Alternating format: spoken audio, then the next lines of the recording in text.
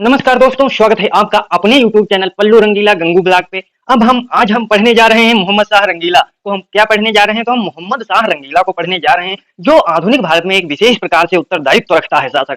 और यह भारत का इतिहास हम पढ़ा ही रहे हैं आपको। और जो मोहम्मद शाह रंगीला आज हम पढ़ने जा रहे हैं, उसने 1719 से 1748 तक शासन किया। और इसके शासन में क्या क्या विशेष कार्य हुए, उन सबको हम जानने समझने का प्रयास करेंगे और आपको भी समझाने का प्रयास करेंगे। तो देखिए किस प्रकार से मोहम्मद शाह रंगीला का अपने शासन में कार्य किया, यह सब जानेंगे। तो देखिए सबसे पहले हम पढ़ेंगे मोहम्मद शाह। मोहम्मद शाह जो था, यह एक शासक था और यह जहान शाह का पुत्र था। तो आप लोगों को याद रखना है, जो मोहम्मद शाह रंगीला था वह जहान शाह का पुत्र था। और अब आप लोग सोचते होंगे कि ये मोहम्मद शाह तो नाम है, ठीक है, लेकिन इसको रंगीला क्यों कहा जाता है? तो इसके पीछे विशेष प्रकार से टॉपिक काम करता है कि यह मदिरा और सुंदरी में इसकी अधिक रुचि थी। यह ज्यादा अय्याश किस्म का आदमी था इसीलिए, और यह ज्यादा नशेड़ी भी था। यह मदिरा और सुंदरी के कार्य में अधिक रुचि रखता था, इसलिए इसको रंगीला कहा जाने लगा।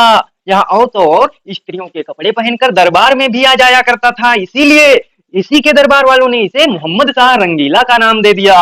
और देखिए, और यह जहान शाह का पुत्र था, और आप लोगों को हमने बता भी पहले दिया है। और देखिए निजाम उल मुल्क की मदद से इसने सैयद बंधुओं को, और इसने सबसे पहले कार्य किया, इसने सैयद बंधुओं का सफाया कर दिया, सैयद बंधुओं की हत्या करवा दी। और तो और किसकी मदद से? तो निजाम उल मुल्क की मदद से इसने सैयद बंधुओं की हत्या करा दी। और 1724 में निजाम उल मुल्क के द्वारा स्वतंत्र हैदराबाद, और इसके समय में हैदराबाद की जो था राज्य, उसकी स्थापना की गई। तो किसके द्वारा? तो जब शासक था मोहम्मद शाह रंगीला, लेकिन निजाम उल मुल्क के द्वारा प्रमुख रूप से हैदराबाद राज्य की स्थापना 1724 में निजाम उल मुल्क के द्वारा की गई। और 1734 में बाजीराव प्रथम का आक्रमण हुआ। और यह भी याद रखना है, 1734 में इसके समय में बाजीराव प्रथम का मुगलों दिल्ली पर आक्रमण हुआ 1734 में। और इसके काल में फारस का शासक नादिर शाह ने करनाल का युद्ध के द्वारा मुगलों की पराजय हुई। और यह कब करनाल का युद्ध हुआ? तो करनाल का युद्ध 1739 में हुआ। और किसके समय में हुआ? तो मोहम्मद शाह रंगीला के समय में हुआ। और मुगलों की भी, और फारस का जो शासक था नादिर शाह, उसके द्वारा लड़ा गया और इसमें मुगलों की पराजय हुई। और इसने मुख्य रूप से एक प्रमुख कार्य किया, इसने जजिया कर को अंतिम रूप से सदैव के लिए जजिया कर को समाप्त कर दिया। मोहम्मद शाह रंगीला ने जजिया कर को अंतिम रूप से समाप्त कर दिया। और इसके समय में फारस के शासक नादिर शाह ने 1739 में वही करनाल का युद्ध हुआ, दिल्ली पर आक्रमण किया। और अब देखिए मोहम्मद शाह रंगीला के बाद आता है अहमद शाह।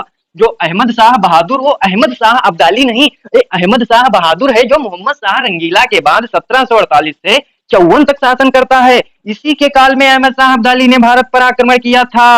अहमद शाह बहादुर जो था, इसी के शासन काल में 1748 से 1754 तक इसने शासन किया। और इसी 5 वर्ष में अहमद शाह अब्दाली ने भारत पर आक्रमण किया 1748 में। 1748 में अहमद शाह जो था वह शासक था भारत का, और 1748 में ही अहमद शाह अब्दाली ने आक्रमण किया था दिल्ली पे और भारत पे। और अब देखिए आलमगीर सेकंड, आलमगीर द्वितीय, इनके बाद अहमद शाह बहादुर के बाद आलमगीर सेकंड शासन बनता है। और जब आलमगीर सेकंड शासन बनता है तो इसका नाम था अजीजुद्दीन। और इसी के समय में प्लासी का युद्ध 1757 का हुआ।